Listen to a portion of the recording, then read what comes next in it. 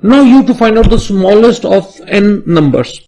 Suppose I ask the user how many values are there. The user says I have 5 values. Okay. The first value I am taking and putting it in this hand. This is minval. Now how many values are there? 4. Every value will be compared with the value with this hand. I want the smallest here. The first value, suppose the user entered as 6. Next value, suppose 2. Is 2 smaller than this? Yes. So the smaller value will be kept in this hand, because in this hand, in this minval variable, I want the smallest value. Next value is 9. I have 2 here. Is 9 smaller than this? No. Discarded. Next value 1. Is 1 smaller than 2? Yes. So this will be kept over here. So what I am doing is that if the value entered by the user is smaller than the value in minval, the smaller value will be assigned to minval. Let's run it and you will understand it practically. Huh?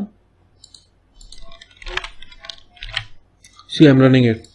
How many values are there? Suppose I enter 5. The first value I entered is 6. Okay.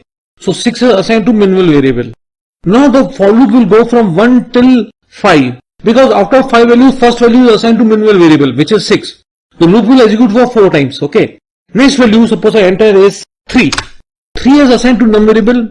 Is 3 less than 6? Yes. So this 3 will be assigned to min variable. So minval won't be 6 anymore. This 3 is assigned to minval. Okay. Now I will increment to 2.